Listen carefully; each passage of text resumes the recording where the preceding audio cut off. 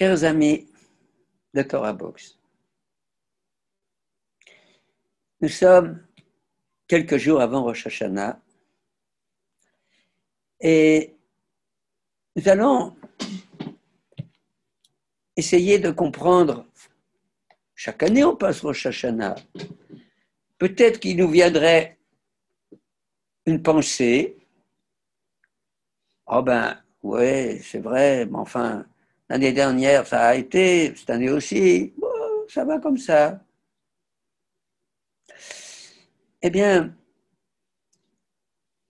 dans notre Rav, le Rav Wolbe, pose une question. Il dit, imaginez qu'on vient devant le tribunal céleste et puis on me demande, pourquoi tu as fait les mitzvot? Oh ben, comme tout le monde, quoi. Je suis un bon juif. Et pourquoi tu as étudié la Torah? Oh ben, comme c'est normal, quoi. Il faut étudier la Torah, tout, bon. Pourquoi tu as prié 3 fois par jour? Ben, écoutez, c'est écrit dans le Sidour, alors je fais comme c'est écrit, quoi, c'est tout. Je suis un homme normal. Alors il dit, une pensée pareille est très mauvaise. On me demandera, mais qui toi tu es? Pourquoi toi tu as fait les mitzvot? Est-ce que tu es comme tout le monde? Ou est-ce que tu es unique? Et ça, c'est une pensée très très importante. La Gemara rapporte qu'à Rosh Hashanah, chaque individu passe Kivnei Maron. On est jugé Kivnei Maron.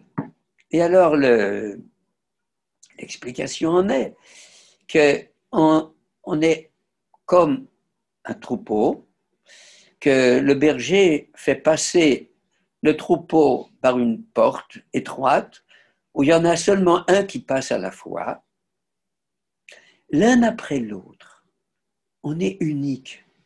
On fait partie du peuple juif, oui, mais réfléchissons sur cette idée de l'individu, du yachid, de l'unique. Qui es-tu? Et tout d'un coup, je prends conscience de mon caractère absolument unique. C'est-à-dire, chaque individu a quelque chose à faire dans sa vie que lui seul pourra faire. Personne au monde ne fera la même chose. Et même des jumeaux, il y en a toujours un qui est né avant ou après. Il y a le grand et le moins grand. Ça n'existe pas 2 personnes au même endroit. Regardez un paysage, mais chacun a un autre point de vue. En Ruchniyut, dans le domaine spirituel, c'est aussi comme ça. Chacun a un autre point de vue. Nous sommes yachidim, nous sommes uniques. Et ce caractère unique me fait prendre conscience de mon importance, de mon potentiel. De la même façon que l'homme a été créé unique, Adam Arishon était un au début, de la même façon, à chaque année, on est renouvelé. Et on va reprendre cette idée. Rosh Hashanah, on dit dans la prière, Yom Harat Olam, c'est le jour de la création du monde. En fait, nos Chachamim nous disent que la création du monde a commencé quelques jours avant Rosh Hashanah. Et qu'à Rosh Hashanah, c'est la création de l'homme. Mais l'homme, c'est le monde. L'homme représente celui qui donne un sens au monde. Donc finalement, Rosh Hashanah, c'est le jour de la création de l'homme. Or, nous savons que Hachem ne change pas. Ani Hachem lo shiniti, nous dit le verset. Je ne change pas. Autrement dit, la force de création d'Adam Arishon, du premier homme, à Rosh Hashanah, Cette force de création existe maintenant chaque année à Rosh Hashanah aussi. Notre maître nous racontait, quand il était en Suède, il a été en Suède pendant la guerre de 1930, pendant 8 ans, 37 à 46. En 1945, la Suède a accueilli plein de réfugiés des camps de concentration. Il y en avait 800 qui étaient dans un hôpital en très mauvais état. On a demandé au jeune Volbe, ce n'était pas encore celui que nous connaissons, il avait 21 ans, 22 ans. On lui a demandé de sonner du chauffard. Et il a été de chambre à chambre. Et il a sonné du chauffard pour chacun dans l'hôpital. Il a dit, le deuxième jour, il y en a qui n'étaient plus là. Et tel qu'il nous racontait, il disait, ce Rosh Hashanah-là, je n'ai pas eu minyan pour Mincha. Toute l'après-midi, toute la journée, il a fait que sonner du chauffard pour tout le monde. Mais en sortant, il a dit, j'ai compris que l'homme ne vit pas pour lui-même. Il vit pour les autres. Et j'ai compris que je suis devenu un homme nouveau. Et il en a trouvé des preuves de ça. Qu'à chaque année, le renouvellement de l'homme, du genre humain, le jugement, oui, mais le renouvellement de chacun d'entre nous, du côté unique. Hachem m'aime. La preuve, il me donne la vie. Où c'est écrit ça? Mais nous disons dans la Hamida, Mechalkel Chayim Bechesed. Hachem donne, octroie la vie par bonté. Si mon cœur bat, mais c'est qu'Hachem me donne la vie par bonté. Il y a une bonté d'Akadosh Baruch Hu qui fait que je suis vivant. Il veut que je fasse quelque chose dans ma vie. Qu'est-ce que tu as fait, toi, avec tes qualités, avec tes défauts, mais avec tes qualités, avec ton potentiel? Qu'est-ce que tu as fait de ta vie à toi? Pas que tu as fait comme tout le monde. Tu es unique. Je tiens à toi. Je veux te donner une chance. Vous savez, quand on joue au Monopoly, on passe à la case départ. Alors on reçoit tout d'un coup un nouveau chèque. On reçoit un nouveau chèque. Et ben ça on va faire un nouveau cycle. Mais on est renouvelé. Il y a là quelque chose d'exceptionnel. Et nous pouvons dire que c'est justement ça, de se rendre compte du côté unique de chacun de nous.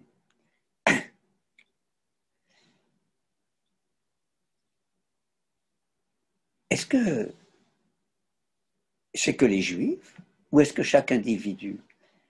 Parce que vous êtes en train de me dire que Hachem donne la vie, ça veut dire qu'il tient à lui. Ah, mais dites-moi, et les 3 milliards de Chinois, qu'est-ce que vous en faites? Et plus encore, les milliards de Chinois de la génération précédente, à quoi ils servent? Qu'est-ce qui s'est passé? Quel était le sens de leur vie? Hachem leur a donné la vie, pourquoi faire? Un de nos grands maîtres a écrit un livre qui s'appelle Leshem Shevo Ve'achlama. C'était le grand-père de Rav Eliashiv, Zichrono Livracha. C'était un grand kabbaliste. Et dans son livre le Leshem, il développe cette idée exceptionnelle. À la fin des temps, quand il y aura la résurrection des morts, Hachem ressuscitera tous les milliards d'individus que vous croyez qu'ils n'ont servi à rien. Ça n'existe pas quelqu'un qui sert à rien. La preuve, c'est qu'Hachem lui donne la vie. Donc il sert à quelque chose. Eh bien, on verra tous ces milliards d'individus, chinois, anglais, français, tous, Ils ressusciteront et ils diront Hachem wa Elohim. Hachem Elohim Israël Melech. Hachem, le Dieu d'Israël, c'est lui qui a donné le sens de l'histoire du monde. Et cette prise de conscience qu'il n'y a pas un individu inutile, je peux en prendre conscience et puis je peux passer à côté. Je peux rester sur le quai de la gare et puis voir le train passer, mais je peux rentrer dans le train, je peux participer à l'histoire, je peux prier, je peux voir ici quelque chose d'extraordinaire. De la même façon que chaque individu est unique, de la même façon, Hachem est unique. Quel est le rapport? Tous les matins, dans la prière du matin, un des premiers textes que l'on dit, Elokai, Neshama Shenata Tabi Teorai. Elokai, mon Dieu, l'âme que tu m'as donnée, Teorai, elle est pure. Ata Berata, c'est toi qui l'as créée. Ata Yetzarta, c'est toi qui l'as formée. Ata Nefartabi, et tu l'as insufflé en moi, dans mon corps, dans le corps où il y a des tendances, des envies, des passions, des défauts, des qualités. Qu'est-ce qui anime le tout? Ma neshama. C'est quoi la neshama? La neshama, c'est l'envie de progrès. Puisque je dis, toi, Elokai, mon Dieu, c'est toi qui m'as donné ma neshama, Ata Atid, Litala Mimeni, c'est toi qui me l'apprends, c'est toi qui me la donnes, c'est toi qui m'entretiens en vie, mais c'est devant toi que je devrais rendre des comptes. Et si c'est comme ça, notre envie de progrès, elle est unique au monde. Notre espoir dans la vie, notre possibilité de progrès, elle est unique au monde. Je peux faire quelque chose dans ma vie, je peux rendre service, je peux servir Hachem, je peux prier. Je peux me rendre compte de la force de mon dialogue avec Hachem, de ma prière. Je peux me rendre compte combien chaque chose a une valeur. Vous allez me dire, mais les non-juifs, ils ont su le neshama? Oui. Ils ont une envie de progrès? Oui.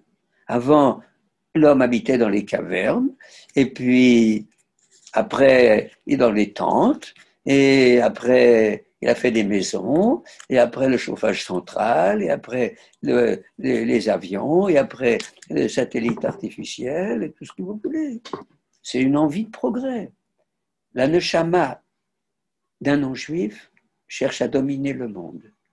La neshama du juif cherche à se dominer soi-même, à progresser, à prier, à entrer en contact avec Hachem. Il y a une histoire qui est rapportée dans Meorot HaGdolim. Un de nos grands maîtres, le sabbat de Novardok, c'était un des maîtres du Moussard de la génération précédente, il est décédé en 1920. Comme il était un grand tzaddik, il y avait un monsieur de sa communauté dont le fils était très très malade. Les médecins étaient découragés. Et évidemment, qu'est-ce que fait notre homme? Il va voir le rabbi de Novardok. Le rav de Novardok lui dit, j'ai un remède pour ton fils. Mais ça coûtera cher. N'importe quoi, rabbi, n'importe quoi. Je veux que mon fils vive. Alors il dit, écoute, on va payer 10 talmidei chachamim pour qu'ils prient ensemble et qu'ils disent de toute leur force Amen, Yehei, Shemé, Rabba, Mevorach. Parce que quand 10 personnes de bien répondent au Kaddish en disant Amen, Yehei, Shemé, Rabba de toute leur force, ça provoque une guérison. Alors le brave il a dit je croyais que j'aurais un remède et tout, ça, je ne suis pas sûr, tout. Quoi, payer 10 talmidei chachamim pour qu'ils disent Amen, Yesh, Merabah. Ah, tu doutes de la force de la prière. Excuse-moi, je ne peux pas prier pour toi. Pof. Voilà. Vous savez ce que ça veut dire, cette histoire? Moi, quand je l'ai lu, ça m'a impressionné. Est-ce que réellement, nous sommes conscients de la grandeur de notre neshama, du dialogue possible avec Akadosh Baruch Hu, avec Hachem? Quand je prie, je peux, c'est de l'imagination, c'est vrai, mais il faut faire travailler l'imagination. Je prie devant Hachem. J'ouvre mon cœur et je dis combien tu es grand et combien mes défauts, ils sont grands aussi. Tu connais mes besoins, mais est-ce que je connais ta grandeur? Tu connais mes besoins, est-ce que j'ai besoin de les dire? Oui, je les dis devant toi, parce que je sais que j'ai fauté. Je ne suis pas ce que tu attends de moi. Mais j'ai une neshama, je suis vivant. Vous savez, le Chafetz Chaim, les dernières années de sa vie, avait une habitude. Il montait dans le grenier de sa maison, il s'allongeait par terre, et les enfants ne savaient pas trop qu'est-ce qu'il fait là-bas. Et une fois, il y en a qui se sont mis derrière la porte et qui ont commencé à écouter. Et ils ont entendu que le Chafetz Chaim est mort en 1936, ou 33. Le Chafetz Chaim se parlait à lui-même. Et il s'imaginait qu'il est devant le tribunal céleste. Israël Meir, qu'est-ce que tu as appris dans ta vie? Alors il dit, j'ai appris la Gemara. T'as appris la Gemara? Récite ce que tu as appris. Et il commence à réciter par cœur tout ce qu'il connaît. Et puis tout d'un coup, il n'arrive plus. Il a récité tout Brachot et maintenant il arrive à Masechet Shabbat, un autre traité du Talmud. Puis tout d'un coup, il s'arrête. Il n'arrive plus. Alors on lui dit, alors? Et il est muet devant le tribunal céleste. Et tout d'un coup, il se saisit et il dit, mais je suis vivant, je peux encore faire quelque chose. Et il se lève, Israël Meir est vivant. Ce sentiment, je vais à Rosh Hashanah me trouver devant le tribunal, mais je vais prier pour que la gloire d'Hachem se mette dans le monde, parce que c'est mon envie la plus profonde. Nous ne pensons pas à nos fautes à Rosh Hashanah, nous pensons que aux autres, à notre prochain, oui, au peuple juif tout entier, oui, et à Hachem lui-même. Vous savez, tous les jours, la dernière prière, c'est Aleinu le Shabéach. Il y a 2 paragraphes. Le premier paragraphe, il est à la 3e personne. C'est à nous de louer le Créateur. Il n'y a que lui qui est la valeur éternelle dans le monde. Et le 2e paragraphe, c'est pourquoi nous espérons, et nous parlons à la 2e personne, que toi tu te dévoiles. Que tous les peuples du monde te reconnaissent, que je sois un petit peu sensible au mépris de la divinité, au mépris du peuple juif, aux difficultés que chacun d'entre nous peut avoir. Rosh Hashanah, c'est le jour où je dois penser à Hachem, au dévoilement d'Hachem, et le dévoilement d'Hachem passe par le fait qu'il n'y ait plus de souffrance dans le monde, par le fait que le monde reconnaisse Hachem, par le fait que vienne le Mashiach, par le fait qu'on espère, oui, enfin les deux, on aspire et on espère à un dévoilement d'Hachem. Qu'est-ce que c'est le dévoilement d'Hachem? C'est quoi le dévoilement d'Hachem? Quoi, un nuage dans le ciel? Non. Que je vois que chaque fois que quelqu'un me rencontre, il y a tout est vu d'une façon positive. Ah, Shalom Ubracha, Shana Tova, Baruch Tiyeh, Messiata Dishmaya, Hachem nous aide, qu'il nous enlève le confinement, les difficultés, les maladies, mais que je vois à travers ces choses-là, pas simplement le remède, le médecin, etc., mais que je vois, c'est la main divine. Quelqu'un est enrichi, c'est la bracha d'Hachem. Ça, c'est ça, le dévoilement d'Hachem. Que dans chaque chose, dans chaque petit acte, on reconnaisse la providence. Un de nos grands maîtres de la génération, de cette génération, Rabbi Yecheskel Levinstein, qui était Mashgiach de la Yeshiva de Ponievitch, parlait beaucoup sur la Emouna. Il est décédé en 1973. Il parlait beaucoup sur la Emouna. Et il poussait ses enfants et ses petits-enfants à raconter des détails de providence. Ah, aujourd'hui, je suis arrivé à la station d'autobus et justement, le bus n'a pas démarré, il m'a attendu. Ah, très bien, je te donne une petite pièce de 10 centimes. Voir Hachem, c'est ça le dévoilement d'Akadosh Baruch Hu. C'est là-dessus que nous prions, que les nuages du mal se dissipent, qu'on commence à voir. Mais voir avec quoi? À voir avec les yeux, voir avec le cœur. Réaliser la grandeur d'Hachem dans chaque détail de la vie. Qui peut faire ça? Moi, avec mes tendances, avec ma émouna, avec ma tefila, je prie pour qu'Hachem m'ouvre mon cœur et que je puisse voir Akadosh Baruch Hu partout. Si nous voyons réellement par nos efforts Hachem partout, alors nous pouvons dire que chacun d'entre nous aura une Shana Tova Umevorechet, Ktiva Vechativa Tova, une bonne année qui va venir. Vous savez, il y a beaucoup de gens qui me disent le Icar c'est la santé, le principal c'est la santé. Sous-entendu, si Hachem me donne la santé, moi je me débrouille. Non! Il faut la santé, évidemment. Je suis le premier à savoir qu'il faut la santé. Baruch Hachem, il y a quelques années, j'étais très très malade. Hachem m'a guéri. C'est Hachem qui m'a guéri. Oui, il y a eu des bons envoyés, des bons intermédiaires, des bons médecins, mais je sais que c'est Hachem qui m'a guéri.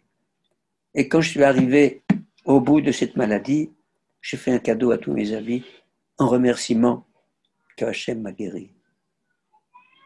Et je crois que dire ce qui compte c'est la santé, c'est ça le principal. Derrière cette phrase se cache un manque dans la perception de la grandeur, de la bonté d'Hachem, du sens de notre vie.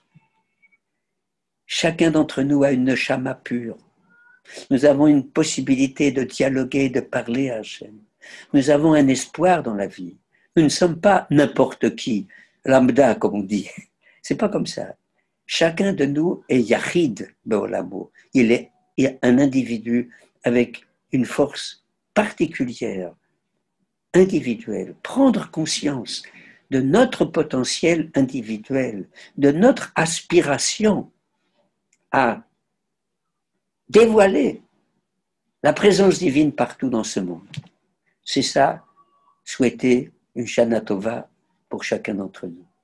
Kol Tuv, Shana Tova, Ktiva, Vechatima Tova, que vous soyez inscrits, pas seulement le jour de Rosh Hashanah, mais pour toute l'année, dans une Shana Tova. Amen.